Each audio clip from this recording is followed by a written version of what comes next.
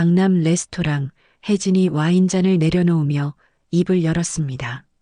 순이야, 솔직히 말할게. 나 남편이랑 별거 중이야. 깜짝 놀랐어요. SNS에는 그렇게 행복해 보이던데요. 왜? 무슨 일 있어? 혜진이 주변을 둘러보더니 목소리를 낮췄습니다. 그 사람, 너무 커서 감당이 안 돼. 한 번 하고 나면 일주일을 고생해. 병원도 다녔어. 이제는 무서워. 머릿속이 하얘졌습니다. 작은 크기 때문에 평생 고생한 나에게 이건 다른 세상 이야기였어요. 나는 정반대야. 우리 남편은 너무 작아. 그것도 1분이 안 돼. 30년 동안 단 한 번도. 말이 끊겼습니다. 혜진이 놀란 눈으로 나를 바라봤어요. 1분? 응. 평생 여자로 살아본 적이 없어. 두 사람은 서로를 바라보며 쓴웃음을 지었습니다. 극과 극의 불행. 세상은 정말 불공평했어요. 혜진이 내 손을 잡았습니다. 순이야, 그렇게 살지 마. 인생 한 번인데. 너도 행복할 자격 있어. 그날 나는 결심했습니다. 나도 한 번쯤은 제대로 살아봐야겠다고. 여자로 태어났는데 여자로 살아보지도 못하고 죽을 순 없잖아요. 내 인생 시계는 30년째 고장난 채 멈춰 있었습니다. 단 한 번도 여자로서 제대로 살아본 적이 없었어요. 경기도 시흥의 낡은 아파트 거실. 남편 정민호는 오늘도 소파에 누워 소주병을 끼고 있었죠. 퇴직금을 주식으로 날린 지 벌써 1년째였습니다. 새벽 5시에 일어나 콩나물 국밥집으로 향했어요. 홀서빙을 하며 하루 11시간을 서서 일해야 겨우 한 달에 200만 원을 벌 수 있었죠. 손님들에게 억지 미소를 지으며 인사를 건넸습니다. 거울을 볼 때마다 스스로도 놀랐어요. 죽은 사람처럼 보이는 내 모습이 낯설었거든요. 생기라곤 찾아볼 수 없는 수척한 얼굴이었습니다. 눈동자도 텅 비어 있었죠. 결혼 첫날 밤부터 내 불행은 시작됐어요. 남편 정민호는 체격이 작았습니다. 키도 작았지만 더 큰 문제는 그곳이었죠. 너무도 작았어요. 신혼 첫날 밤 실망감에 멍하니 천장만 바라봤습니다. 더 충격적이었던 건 시간이었어요. 1분도 채 되지 않아 모든 게 끝났거든요. 이게 전부인가 싶었습니다. 그 뒤로 지금까지 단 한 번도 만족을 느껴본 적이 없었어요. 채워지지 않는 허전함은 만성적인 공허함으로 자리 잡았죠. 정민호는 언제나 나를 탓했어요. 내가 목석 같다고, 반응이 없다고 화를 냈습니다. 하지만 진짜 문제가 무엇인지 나는 알고 있었죠. 너무 작은 크기, 1분도 안 되는 시간. 어떻게 만족할 수 있겠어요? 밤마다 침대에 누워 천장을 바라보며 생각했습니다. 내 인생은 여기서 끝나는 건가? 여자로서의 충만함을 느껴보지 못했다는 게 억울했어요. 퇴근길 버스 창에 비친 내 얼굴은 생기라곤 찾아볼 수 없는 텅 빈 눈동자였거든요. 마치 혼이 빠져나간 것처럼 보였습니다. 여기서 잠깐 이 이야기가 공감되신다면 구독과 좋아요 부탁드립니다. 집에 돌아오면 남편은 여전히 소파에 누워 있었어요. 밥을 차려달라는 말, 담배 사러 갈 돈을 달라는 말. 묵묵히 부엌으로 들어가 냉장고 문을 열었습니다. 텅 비어 있었죠. 월급날까지 아직 사흘이나 남았는데 통장은 이미 바닥이었어요. 남편이 담배와 소주 사느라 다 써버렸거든요. 생활비가 늘 모자랐습니다. 밤늦게 잠자리에 들면 가끔씩 남편이 내 몸을 더듬었습니다. 술 냄새가 진동했어요. 천장을 바라보며 숨을 참았죠.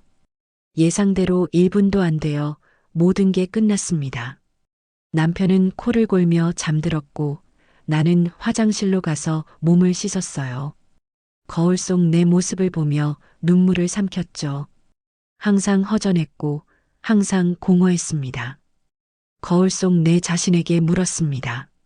나는 사람이 아니라 그냥 물건인가? 단 한 번도 사랑받아 본 적 없는 여자. 눈에서 눈물이 주르륵 흘러내렸어요. 가슴 깊은 곳에서 올라오는 슬픔이었습니다. 다음 날도 그 다음 날도 똑같았습니다. 새벽에 일어나 국밥집으로 출근하고 밤늦게 돌아와 남편의 밥을 차려주고 가끔씩 짧은 관계를 견디고 내 삶은 무한 반복이었죠. 국밥집 사장은 내 수척한 얼굴을 보며 걱정스러운 눈빛을 보냈지만 괜찮다고 웃어 보였어요. 누구에게도 말할 수 없는 고통이었으니까요. 이 고통은 온전히 내 몫이었습니다. 어느 날 퇴근길 버스 정류장에서 핸드폰을 꺼냈습니다. 오랜 친구 혜진이 SNS에 올린 사진들이 눈에 들어왔죠.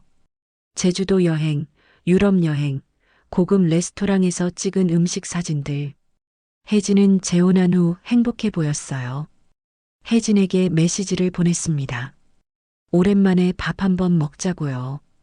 답장은 금방 왔어요. 내일 강남에서 만나자는 내용이었죠.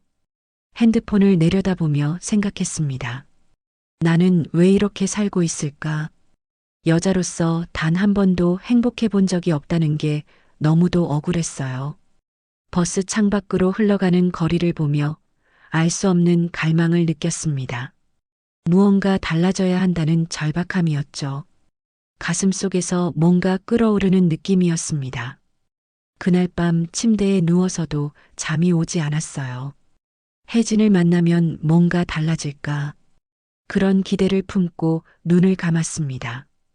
강남의 고급 이탈리안 레스토랑 입구에서 잠시 망설였습니다. 이런 곳은 처음이었거든요. 콩나물 국밥집에서 일하는 나에게 이곳은 다른 세상이었죠. 혜진이 손을 흔들며 반겼어요. 명품 가방에 잘 차려입은 옷, 얼굴에는 화장이 진하게 되어 있었습니다. 하지만 알아차렸죠. 혜진의 눈빛이 예전과 다르다는 걸요. 뭔가 불안해 보였어요. 웃는 얼굴 뒤에 숨겨진 무언가가 있었습니다. 자리에 앉아 메뉴판을 보니 파스타 한 접시가 3만 원이 넘었습니다. 가장 저렴한 메뉴를 고르려다가 혜진이 자기가 사겠다며 편하게 고르라고 했죠. 주문을 마치고 이런저런 이야기를 나눴어요. 혜진은 재혼 후 생활에 대해 이야기했습니다. 남편이 강남에서 사업을 한다는 것, 돈 걱정은 없다는 것. 부러웠어요. 나는 아직도 국밥집에서 일한다고 말했죠. 혜진의 표정이 갑자기 어두워졌습니다. 주변을 둘러보더니 목소리를 낮췄어요. 남편이랑 지금 별거 중이라고 했습니다. 깜짝 놀랐죠. SNS에는 그렇게 행복해 보이던데요. 혜진은 그게 다 가짜라고, 사진은 예전 거 올리는 거라고 털어놨어요. 실제로는 몇 달째 남편과 각방을 쓰고 있다고 했습니다. 혜진은 와인을 한 모금 마시고 나서 입을 열었습니다. 남편이 너무 커서 감당이 안 된다고요. 무슨 말인지 처음엔 이해가 안 갔어요. 혜진이 다시 말했습니다. 그곳이 너무 크다고, 크기가 문제라고요. 한 번 하고 나면 일주일을 고생한다고 했어요. 순간 머릿속이 하얘졌습니다. 작은 크기 때문에 고생한 나에게 이건 상상도 못할 이야기였거든요. 혜진은 계속 말했어요. 너무 아파서 병원도 다녔다고, 의사가 좀 쉬라고 했대요. 근데 남편은 매일 원한다고, 하루에 3번도 모자란다고, 이제는 무섭다고 했습니다. 부부관계가 공포가 됐다고 털어놨죠. 혜진의 눈에 눈물이 고였어요. 요즘은 각방을 쓰고 거의 안 만난다고, 이혼 얘기도 나왔다고 털어놨습니다. 말문이 막혔어요. 세상에는 너무 작아서 불행한 사람도 있고 너무 커서 불행한 사람도 있다니. 이게 대체 무슨 아이러니인가요? 극과 극의 불행이었습니다. 혜진이 물었습니다. 나는 남편이랑 괜찮냐고요. 잠시 망설이다가 고개를 저었습니다. 정반대라고, 우리 남편은 너무 작다고 말했어요. 그것도 1분이 안 된다고, 단 한 번도 만족해 본 적 없다고 고백했죠. 혜진이 놀라는 표정을 지었습니다. 1분이냐고 다시 물었어요. 그렇다고, 그것도 가끔이라고, 평생 여자로 살아본 적이 없다고 말했습니다. 두 사람은 서로를 바라보며 쓴웃음을 지었어요. 혜진이 말했습니다. 그렇게 살지 말라고, 인생 한 번인데 나도 행복할 자격 있다고요. 그 말이 가슴에 꽂혔어요. 맞아요. 나도 행복할 자격이 있잖아요. 식사를 마치고 헤어질 때 혜진의 말이 머릿속을 맴돌았습니다. 집으로 돌아오는 지하철 안에서 혜진의 말을 곱씹었어요. 한 번도 느껴보지 못한 것. 혜진이 너무 크다고 했던 것. 머릿속에서 알 수 없는 호기심이 피어올랐습니다. 도대체 어떤 느낌일까? 충만함이란 게 어떤 건가? 가슴이 두근거렸어요. 집에 도착하니 남편은 소파에서 코를 골고 있었어요. 냄새나는 양말이 거실 바닥에 널려 있었죠. 문득 결심했습니다. 나도 한 번쯤은 제대로 살아봐야 하는 거 아닐까? 여자로 태어났는데 여자로 살아보지도 못하고 죽을 순 없잖아요. 마음속 깊은 곳에서 용기가 솟아올랐습니다. 다음 날 국밥집 사장에게 일주일 휴가를 신청했습니다. 친정 어머니가 편찮으시다고 거짓말을 했어요. 어머니는 진작에 돌아가셨거든요. 사장은 흔쾌히 허락했습니다. 통장에서 50만 원을 인출했어요.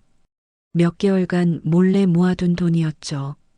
이 돈으로 잠깐이나마 숨통을 트이고 싶었습니다. 남편에게도 거짓말을 했습니다. 친정 동생이 아파서 며칠 다녀온다고요. 남편은 가서 돈이나 좀 얻어오라고 했죠. 가방을 챙겨 집을 나섰습니다. 목적지는 부산 해운대. 바다가 보고 싶었어요. 숨통이 트이는 곳으로 가고 싶었습니다. 버스에 몸을 싣고 창밖을 바라봤어요. 무언가가 달라질 것 같은 예감이 들었습니다. 가슴이 두근거렸죠.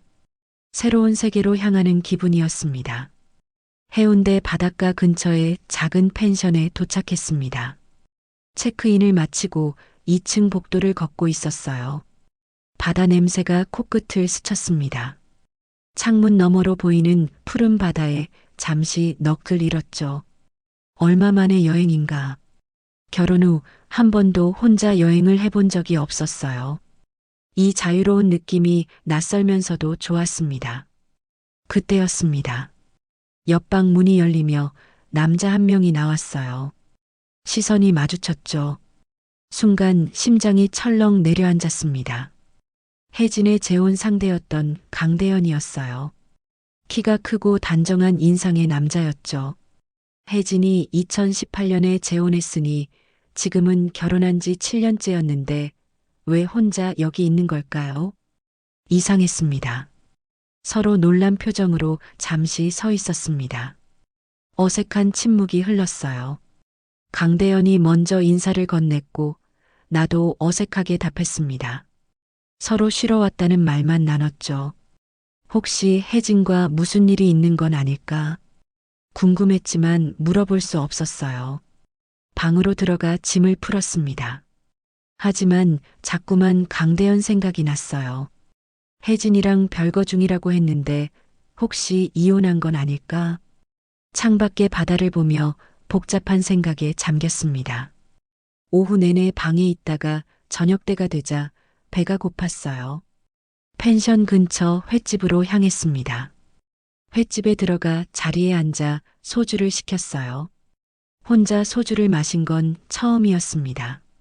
창밖으로 보이는 바다를 바라보며 한 잔, 두 잔 마셨죠. 그때 누군가 들어오는 기척이 났어요. 고개를 들자 강대현이 서 있었습니다. 이 작은 마을에서 다시 마주치다니 운명 같았어요. 강대현이 혼자냐고 물었고 그렇다고 답했어요. 같이 앉아도 되냐고 물었습니다. 고개를 끄덕였죠. 강대현이 자리에 앉았어요. 소주잔이 오가며 분위기가 조금 풀렸습니다. 조심스럽게 혜진과의 근황을 물었어요. 강대현은 낮게 한숨을 쉬었습니다. 혜진과 이미 이혼했다고요. 충격이었어요. 혜진이 다른 남자가 있었다고 말했습니다. 술 때문인지 분위기 때문인지 입이 떨어지기 시작했어요. 혜진이 강대현이 너무 커서 감당이 안 된다고 했다는 말을 해버렸습니다. 실수였죠. 하지만 술에 취해 말이 나온 거였어요. 강대현은 잠시 침묵하더니 진지하게 말했어요. 크다고 좋은 건 아니라고, 서로 마음이 맞아야 한다고요. 그 말에 뭔가 무너지는 느낌이 들었습니다. 술 기운에 모든 걸 쏟아냈어요. 남편의 무관심, 작은 크기, 짧은 시간, 여자로서의 좌절감. 모든 걸 토해냈죠. 말하다 보니 눈물이 났습니다. 강대현은 따뜻한 손수건을 건네며 말했어요. 내가 충분히 사랑받을 자격이 있다고, 그걸 못 보는 사람이 문제라고요. 평생 처음으로 누군가에게 위로받는 기분이었습니다. 이 사람은 나를 사람으로 대하고 있었어요. 존중받는 느낌이었죠. 강대현이 물었습니다. 오늘 같이 바다 좀 걸을래요. 고개를 끄덕였어요. 횟집을 나와 바닷가로 향했습니다. 달빛 아래 파도 소리가 들렸죠. 강대현은 나란히 걸으며 말했어요. 처음 봤을 때부터 끌렸다고요. 심장이 미친 듯이 뛰기 시작했습니다. 강대현이 걸음을 멈추고 나를 바라봤어요. 솔직하게 말했습니다. 지금 당장이라도 나를 안고 싶다고요. 숨이 막혔어요. 하지만 나도 솔직하게 답했습니다. 나도 오늘 하루만큼은 여자이고 싶다고요. 더 이상 참을 수 없었어요. 강대현이 내 손을 잡았습니다. 따뜻했어요. 펜션으로 향했죠.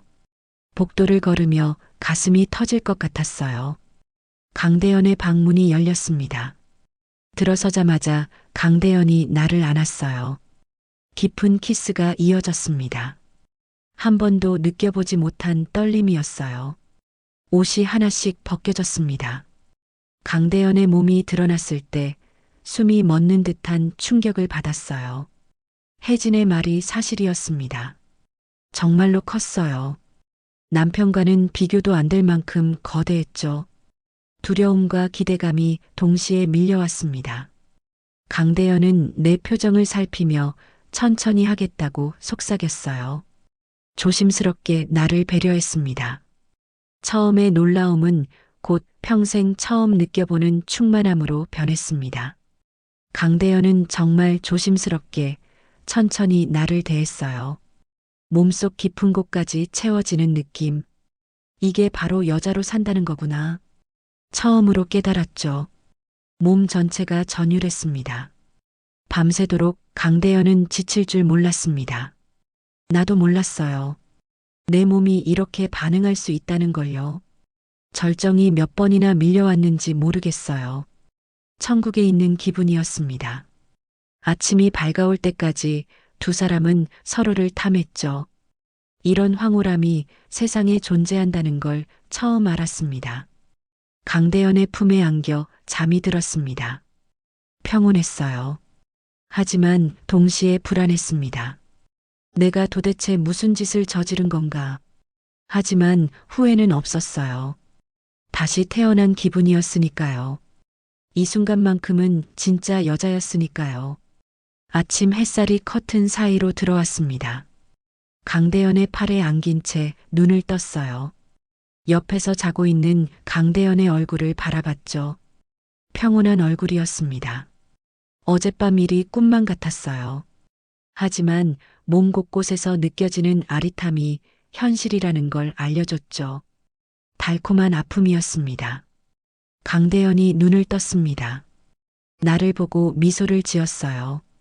아침이라고 속삭였죠. 부끄러웠습니다. 대낮에 알몸으로 남자와 누워있다니. 하지만 이상하게 편안했어요. 강대현이 내 머리를 쓰다듬으며 물었습니다. 후회하냐고요. 고개를 저었어요. 전혀요. 오히려 감사했죠. 샤워를 하고 나와 옷을 입었습니다. 강대현이 아침 먹으러 가자고 했어요. 펜션 근처 식당으로 향했죠. 국밥을 먹으며 강대현과 이런저런 이야기를 나눴습니다. 강대현은 혜진과 이혼한 후 혼자 살고 있다고 했어요. 강남에 아파트가 있다고요. 사업을 한다고 했습니다. 수입은 괜찮은 편이라고요. 안정적인 삶을 살고 있었죠. 식사를 마치고 바닷가를 걸었습니다. 강대현이 내 손을 잡았어요. 따뜻했죠. 이런 게 행복인가? 처음 느껴보는 감정이었습니다. 강대현이 물었어요. 언제까지 있을 거냐고요? 일주일이라고 답했죠. 강대현이 말했습니다. 자기도 일주일 있을 거라고요. 같이 있자고요. 망설여졌어요. 하지만 거절할 수 없었습니다. 이 순간이 끝나는 게 두려웠거든요. 고개를 끄덕였죠. 함께 보내는 시간이 소중했습니다. 그날 저녁 다시 강대현의 방으로 갔습니다. 문이 닫히자마자 강대현이 나를 안았어요. 어젯밤보다 더 격렬했습니다. 옷이 벗겨지고 침대로 향했죠. 강대현의 거대한 것이 다시 내 안으로 들어왔어요. 어젯밤에 익숙해졌다고 생각했는데 다시 놀라웠습니다. 이 크기에 익숙해질 수 있을까 싶었죠. 강대현은 천천히 움직이기 시작했어요. 깊숙이, 천천히. 몸 전체가 전율했습니다. 남편과의 관계에서는 한 번도 느껴보지 못한 감각이었어요. 강대현은 계속 물었습니다. 괜찮냐고 아프냐고요. 괜찮다고 계속하라고 말했죠. 더 원한다고 속삭였습니다. 속도가 빨라졌습니다. 강대현의 거대한 것이 내 안 깊은 곳까지 닿았어요. 비명이 터져 나왔습니다. 처음으로 절정을 느꼈죠. 몸 전체가 경련하듯 떨렸어요. 이게 오르가즘이구나. 진짜 쾌락이 뭔지 처음으로 알았습니다. 눈앞이 하얘지는 경험이었어요. 하지만 강대현은 멈추지 않았어요. 계속 움직였죠. 다시 절정이 밀려왔습니다. 2번, 3번, 4번. 횟수를 셀 수도 없었어요. 강대현은 지칠 줄 몰랐습니다. 혜진이 하루에 3번을 원한다고 했던 말이 이해됐어요. 이 남자는 정말 대단했죠. 야생마 같았습니다. 1시간이 넘게 계속됐습니다. 남편과는 채 1분도 안 되던 게 강대현과는 1시간이 넘게 이어졌어요. 마침내 강대현도 절정에 도달했습니다. 뜨거운 것이 내 안을 채웠죠. 두 사람은 땀에 젖은 채 침대에 쓰러졌어요. 숨을 헐떡이며 누워 있었습니다. 강대현이 나를 안았어요. 몸이 아팠습니다. 하지만 기분 좋은 아픔이었죠. 혜진이 왜 아프다고 했는지 알 것 같았어요. 너무 크고 너무 오래 계속되니까요. 하지만 나는 혜진과 달랐습니다. 이 아픔이 좋았어요. 채워지지 않았던 공허함이 드디어 채워진 기분이었죠. 완전히 충만했습니다. 강대현이 속삭였습니다. 사랑한다고요. 심장이 두근거렸어요. 누군가에게 사랑한다는 말을 들은 게 처음이었습니다. 남편은 한 번도 그런 말을 한 적이 없었거든요. 나도 속삭였어요. 나도 사랑한다고요. 진심이었습니다. 일주일 동안 매일 밤 강대현과 함께 했습니다. 때로는 하루에 2번, 3번씩도요. 강대현은 절대 지치지 않았어요. 나도 놀라웠습니다. 내 몸이 이렇게 반응할 수 있다니. 여자로 태어나서 여자로 사는 게 이런 거구나. 깨달았죠. 몸과 마음이 모두 살아나는 느낌이었습니다. 낮에는 바다를 걸었습니다. 손을 잡고 때로는 팔짱을 끼고요. 강대현은 나를 아껴줬어요.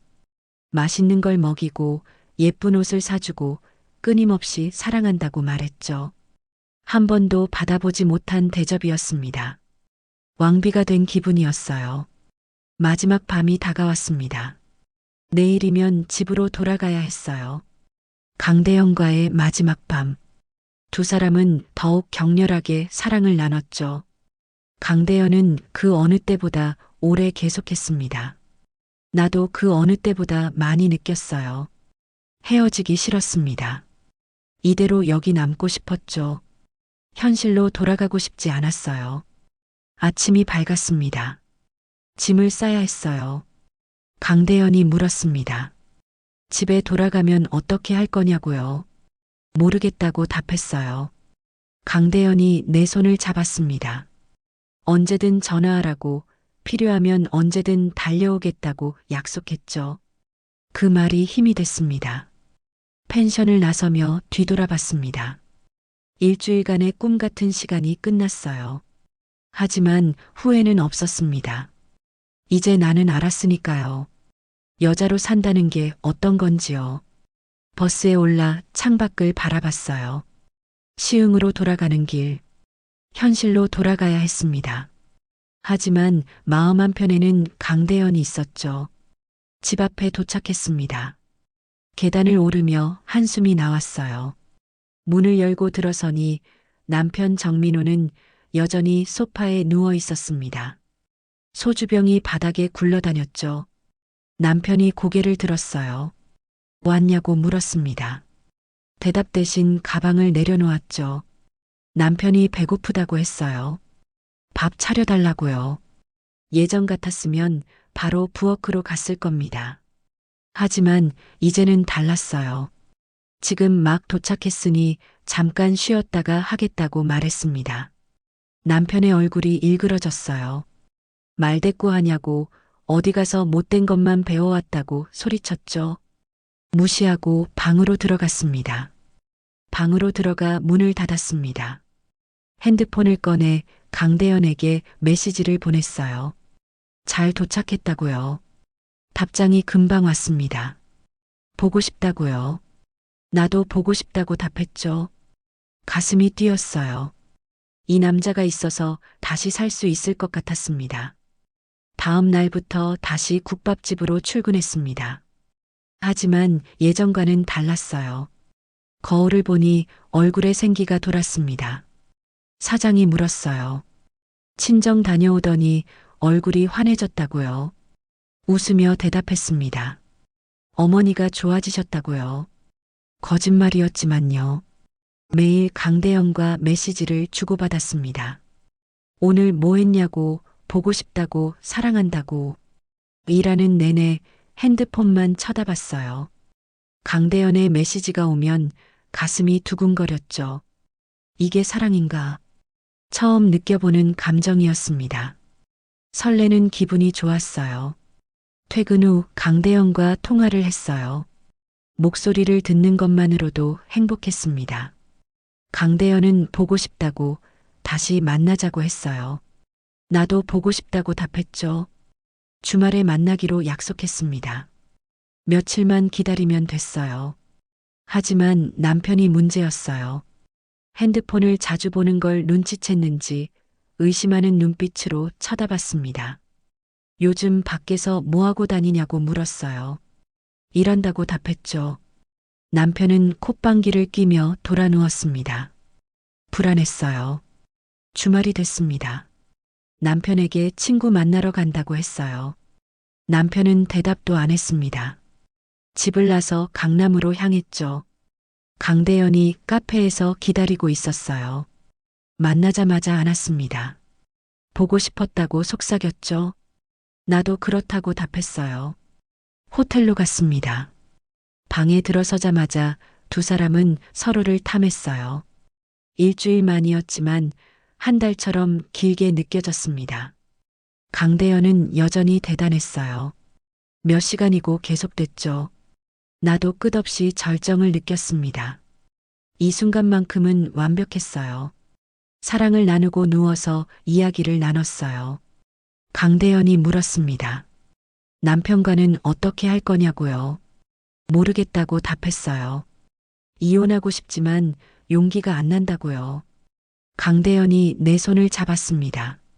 내가 결정하면 도와주겠다고 약속했죠. 든든했어요. 그날 이후 한 달에 한두 번씩 만났습니다. 핸드폰으로는 매일 연락했어요. 강대영과 연락하는 게 유일한 낙이었습니다. 국밥집 일도 남편의 잔소리도 견딜 수 있었어요. 강대현이 있었으니까요. 그가 내 삶의 이유였습니다. 2달쯤 지났을 때였습니다. 어느 날 저녁 집에 돌아왔을 때 남편이 거실에서 기다리고 있었어요. 표정이 심상치 않았습니다. 남편이 갑자기 일어나 내게 다가왔죠. 핸드폰을 내놓으라고 했어요. 심장이 쿵 내려앉았습니다. 싫다고 거부했습니다. 하지만 남편은 강제로 내 가방을 빼앗아 핸드폰을 꺼냈어요. 비밀번호를 물었습니다. 말하지 않자 화를 냈죠. 결국 억지로 내 손가락을 잡아 지문 인식을 했습니다. 저항했지만 소용없었어요. 남편이 핸드폰을 뒤지기 시작했어요. 카톡, 통화 기록, 모든 걸 봤습니다. 강대영과의 메시지, 보고 싶다는 말, 사랑한다는 말. 모든 게 들켰죠. 남편의 얼굴이 새빨개졌어요. 분노로 가득했습니다. 핸드폰을 바닥에 집어던졌습니다. 액정이 박살났어요. 남편이 소리쳤습니다. 다른 남자가 있었냐고, 감히 나를 배신했냐고요. 나도 소리쳤어요. 당신은 나한테 뭘 해줬냐고, 나를 사람 취급이나 했냐고요. 참았던 분노가 터져 나왔습니다. 남편이 내 팔을 거칠게 잡았습니다. 아팠어요. 남편이 고함쳤습니다. 이혼하자고, 당장 집 나가라고요. 재산은 한 푼도 못 가져갈 거라고 협박했죠. 나는 주저앉았습니다. 박살난 핸드폰을 주워들었어요. 눈물이 났습니다. 그날 밤 잠을 이룰 수 없었습니다. 남편은 방에 들어오지도 않았어요. 거실 소파에서 술을 마셨죠. 어떻게 해야 하나? 머릿속이 복잡했습니다. 강대현에게 연락하고 싶었지만 핸드폰이 망가져서 할 수 없었어요. 불안했습니다. 다음 날 핸드폰 수리점에 갔습니다. 다행히 데이터는 살릴 수 있다고 했어요. 새 핸드폰으로 바꾸고 강대현에게 전화했습니다. 상황을 설명했죠. 강대현이 걱정하는 목소리로 물었어요. 괜찮냐고요? 괜찮지 않다고 답했습니다. 무섭다고 울었어요. 며칠 동안 남편은 나를 완전히 무시했습니다. 말도 걸지 않았고 밥도 혼자 먹었어요. 냉전이 계속됐죠. 그러던 어느 날 저녁 퇴근해서 집에 돌아왔을 때였습니다. 거실에 낯선 남자 2명이 앉아 있었어요. 문신이 가득한 험상궂은 남자들이었습니다. 동네 깡패들이었어요. 심장이 철렁 내려앉았습니다. 남편이 비웃듯 말했습니다. 친구들이라고 나한테 할 얘기가 있어서 모셨다고요. 깡패들 중 한 명이 일어나 나를 쳐다봤어요. 앉으라고 했습니다.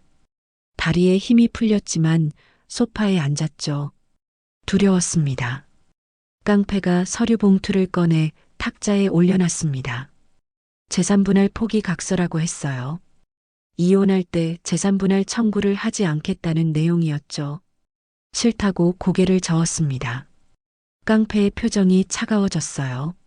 무서운 눈빛이었습니다. 탁자를 쾅 내리쳤습니다. 소리에 움찔했어요. 깡패가 말했습니다. 권리 주장하다가 다칠 수도 있다고, 요즘 세상 험하다고요. 노골적인 협박이었습니다. 옆에 있던 또 다른 깡패도 말했어요. 현명한 선택을 하라고, 내일 저녁에 다시 온다고요. 겁이 났어요. 2 남자가 떠났습니다.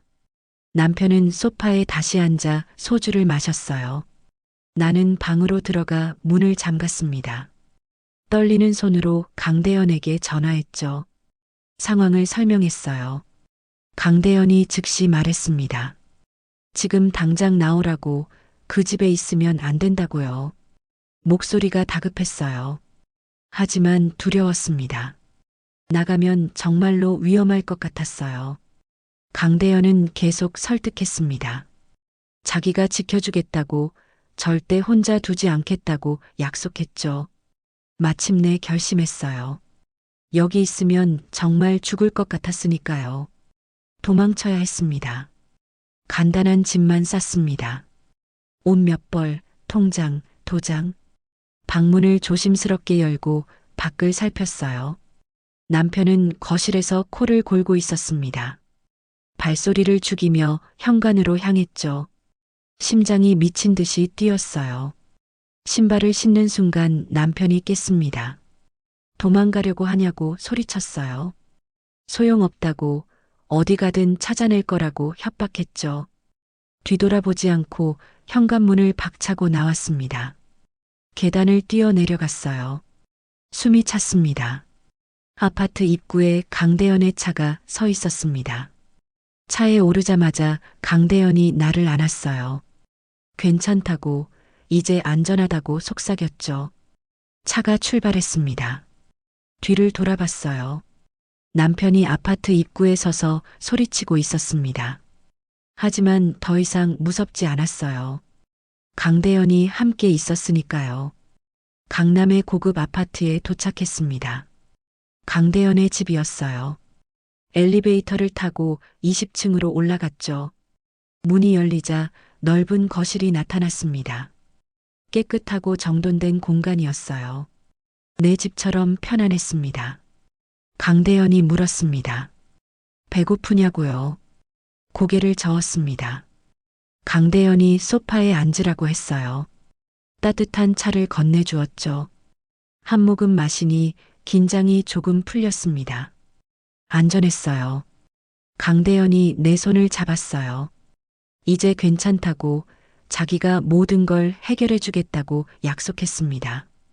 어떻게 하냐고 물었죠. 강대현이 말했어요.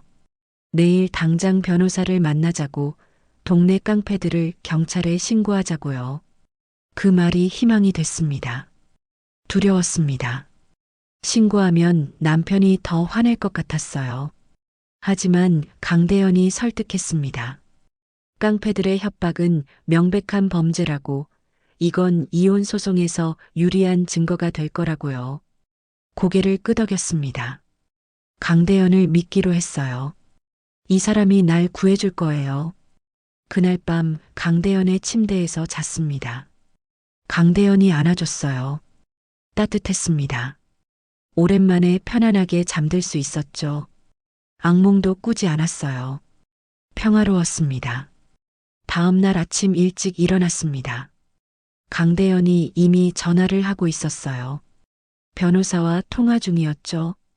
오늘 오전에 만나기로 약속했다고 했습니다. 옷을 갈아입고 함께 변호사 사무실로 향했어요. 새로운 시작이었습니다. 변호사는 여성이었습니다. 차분하고 전문적인 인상이었죠. 상황을 설명했어요. 동네 깡패들의 협박, 남편의 위협, 모든 걸 털어놨습니다. 변호사가 고개를 끄덕이며 말했어요.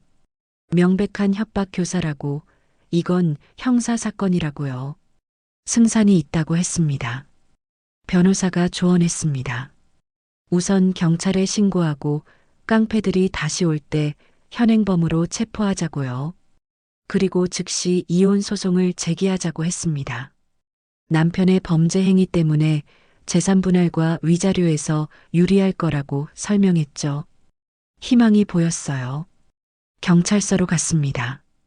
진술서를 작성했어요. 경찰은 진지하게 들었습니다. 오늘 저녁 깡패들이 다시 온다고 했죠. 경찰이 잠복하기로 했습니다. 현장에서 체포하겠다고 약속했어요. 정의가 실현될 거예요. 저녁이 됐습니다. 강대현과 함께 집으로 향했어요. 경찰들이 이미 주변에 배치되어 있었습니다. 집에 들어가니 남편이 소파에 앉아 있었어요. 돌아왔냐고 비웃었습니다. 대답하지 않고 방으로 들어갔죠. 기다렸습니다. 8시가 됐습니다. 초인종이 울렸어요. 심장이 미친 듯이 뛰었습니다. 남편이 문을 열었어요. 동네 깡패 2명이 들어섰습니다. 각서에 서명했냐고 물었죠. 긴장됐어요. 그때였습니다. 현관문이 벌컥 열리며 경찰들이 들어왔어요. 경찰이다. 움직이지 마라. 소리쳤습니다. 깡패들이 당황하며 도망치려 했지만 소용없었어요. 경찰들이 깡패들을 바닥에 눕히고 수갑을 채웠죠. 통쾌했습니다. 깡패 중 한 명이 소리쳤습니다. 정민호가 시켰다고, 돈을 받고 한 거라고 자백했어요. 경찰이 남편에게도 수갑을 채웠습니다. 남편이 발버둥 쳤지만 소용없었죠. 3명 모두 경찰차에 실려갔습니다. 끝났어요. 강대현이 나타나 나를 안았어요. 이제 끝났다고, 잘했다고 위로했습니다. 눈물이 났어요. 굴레가 드디어 끝나는 순간이었습니다. 자유였죠. 며칠 후 변호사 사무실을 다시 방문했습니다. 좋은 소식이 있다고 했어요. 동네 깡패 2명이 모두 자백했다고요. 남편 정민호가 돈을 주며 협박을 사주했다는 증거가 확보됐다고 했습니다. 검찰이 남편을 협박교사 혐의로 기소했다고요. 가슴이 뻥 뚫렸어요. 변호사가 설명했습니다. 남편의 범죄 행위는 이혼 소송에서 결정적으로 유리한 증거가 된다고요. 재산 분할은 물론이고 위자료도 충분히 받을 수 있다고 했습니다. 귀가 번쩍 뜨였어요. 한 푼도 못 받고 쫓겨날 뻔했는데 말이죠. 이제 정당한 몫을 받을 수 있게 됐습니다. 이혼 소송을 정식으로 제기했습니다. 소장에는 남편의 경제적 무능력, 정서적 학대, 성적 불만족, 그리고 동네 깡패들을 동원한 협박 교사까지 모두 기재했어요. 변호사는 승산이 충분하다고 장담했죠. 드디어 내 인생을 되찾을 수 있었습니다. 한 달 후 재판 날짜가 잡혔습니다. 법정에 들어서니 남편이 피고석에 앉아 있었어요. 야윈 얼굴이었습니다. 구치소 생활이 힘들었나 봐요. 남편이 나를 쳐다봤습니다. 원망 가득한 눈빛이었죠. 하지만 더 이상 무섭지 않았어요. 이제 나는 자유로워질 거니까요. 재판이 시작됐습니다. 검사가 남편의 범죄 사실을 낱낱이 밝혔어요. 깡패들과의 통화 녹음, 동거래 내역, 모든 증거가 제출됐습니다. 남편의 변호사는 변명조차 제대로 하지 못했죠. 명백한 범죄였으니까요. 이혼 사유에 대한 심리도 진행됐습니다. 증언대에 섰어요. 불행한 결혼 생활을 진술했습니다. 남편의 무능력, 경제적 무책임, 정서적 학대. 목소리가 떨렸지만 끝까지 말했어요. 판사가 진지하게 들었습니다. 이 모든 고통이 인정받는 순간이었죠. 성적 불만족에 대해서도 진술했습니다. 부끄러웠지만 사실을 말해야 했어요. 남편의 조루증, 짧은 시간, 한 번도 만족을 느끼지 못했다는 것. 법정이 조용해졌습니다. 판사도 놀란 표정이었죠. 이런 이혼 사유는 흔치 않았나 봐요. 남편이 소리쳤습니다. 거짓말이라고, 내가 바람을 피웠다고요. 판사가 조용히 하라고 경고했습니다. 변호사가 물었어요. 바람을 피운 게 사실이냐고요. 그렇다고 답했습니다. 하지만 그건 오랜 불행 때문이었다고, 여자로서 한 번이라도 제대로 살아보고 싶었다고 말했죠. 솔직했습니다. 재판부가 휴정을 선언했습니다. 2주일 후 판결이 나온다고 했어요. 법정을 나서는데 다리에 힘이 풀렸습니다. 강대현이 나를 부축했어요. 잘했다고, 이제 거의 다 끝났다고 위로했죠. 곧 자유가 올 거예요. 2주일이 금방 지나갔습니다. 판결일이 됐어요. 다시 법정에 섰습니다. 판사가 판결문을 낭독하기 시작했어요. 심장이 터질 것 같았습니다. 내 인생이 바뀌는 순간이었죠. 판결은 명확했습니다. 이혼허가, 재산 2분의 1씩 분할, 위자료 3천만 원 지급. 남편이 항소하겠다고 소리쳤지만 판사는 퇴정했어요. 이겼습니다. 굴레에서 드디어 벗어났죠. 눈물이 났습니다. 법정 밖으로 나오니 햇살이 눈부셨습니다. 강대현이 축하한다며 나를 안았어요. 눈물이 났습니다. 기쁜 눈물이었죠. 변호사도 축하한다고 악수를 청했습니다. 고맙다고 인사했어요. 이분들이 날 구해줬습니다. 한 달 후 재산분할 절차가 진행됐습니다. 시흥 아파트를 팔아서 반씩 나눴어요. 남편이 모아둔 돈도 반씩 나눴죠. 위자료 3천만 원도 받았습니다. 통장에 1억 5천만 원이 들어왔어요. 이렇게 큰 돈을 가져본 적이 처음이었습니다. 새로운 시작을 할 수 있는 돈이었죠. 남편 정민호는 협박 교사 혐의로 징역 1년을 선고받았어요. 항소했지만 기각됐죠. 결국 교도소로 갔습니다.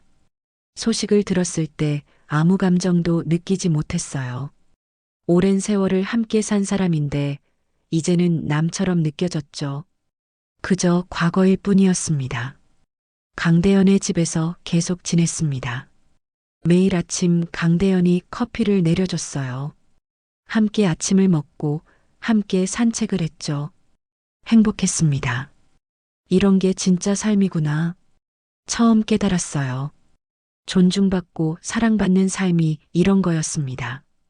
어느 날 저녁 강대현이 제안했습니다.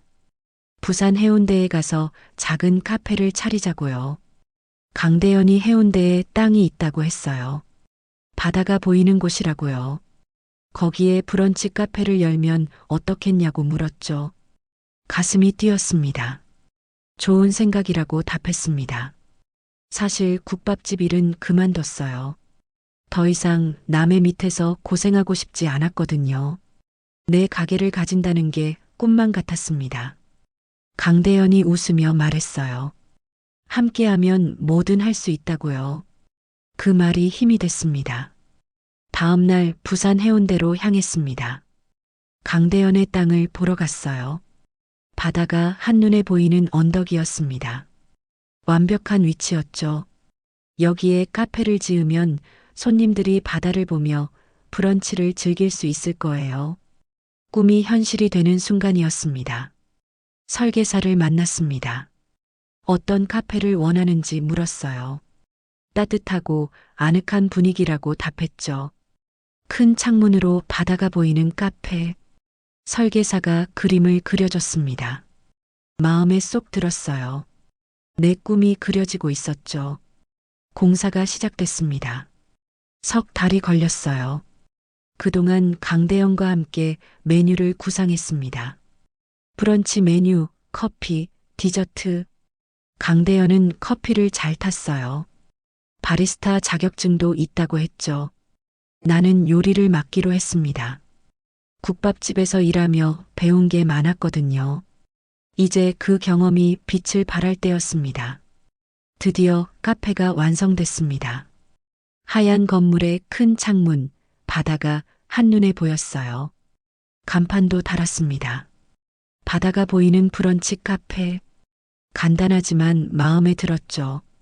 내 가게였습니다. 내 인생이었어요. 오픈 날이 밝았습니다. 새벽부터 준비했어요. 빵을 굽고 샐러드를 만들고 커피 머신을 점검했죠. 강대현이 옆에서 도와줬습니다. 두 사람이 함께 움직이니 일이 술술 풀렸어요. 완벽한 팀워크였습니다. 아침 9시 문을 열었습니다. 첫 손님이 들어왔어요. 중년 부부였습니다. 창가 자리에 앉더니 바다를 바라봤죠. 주문을 받고 브런치를 준비했습니다. 강대현이 커피를 내렸어요. 정성껏 만든 음식을 내놓았죠. 떨렸습니다. 손님들이 맛있다고 칭찬했습니다. 가슴이 뿌듯했어요. 내 가게에서 손님들이 미소 짓는 모습을 보니 기뻤죠. 강대현도 웃고 있었습니다. 함께 이룬 꿈이었어요. 이게 바로 보람이구나 깨달았습니다. 점심때가 되자 손님이 더 많아졌습니다. 해운대 바다를 구경 온 관광객들이었어요. 모두들 바다 전망을 칭찬했죠. 음식도 맛있다고 했습니다. SNS에 사진을 올리는 손님들도 많았어요. 입소문이 날 것 같았습니다. 저녁이 되자 문을 닫았습니다. 첫날 매출을 확인했어요. 100만 원이 넘었습니다. 강대현이 축하한다며 샴페인을 터뜨렸죠. 두 사람은 카페 창가에 앉아 바다를 바라보며 샴페인을 마셨어요. 완벽한 하루였습니다. 강대현이 말했습니다. 오늘 정말 좋았다고요. 나도 그렇다고 답했죠. 예전에는 상상도 못했을 인생이라고 덧붙였습니다. 처음으로 제대로 된 사랑을 알았고 여자로서의 충만함도 느꼈어요. 모든 게 감사했습니다. 카페는 입소문을 타며 유명해졌습니다. 주말이면 예약이 꽉 찼어요. 평일에도 손님이 끊이질 않았죠. 바쁘긴 했지만 즐거웠습니다. 내 가게에서 내가 원하는 대로 일하니까요. 국밥집에서 남의 눈치 보며 일하던 때와는 천지 차이였어요. 자유로웠습니다. 강대현과의 관계도 깊어졌습니다. 매일 밤 사랑을 나눴어요. 강대현은 여전히 대단했습니다. 몇 번이고 절정을 느꼈죠. 몸이 이렇게 반응한다는 게 신기했어요.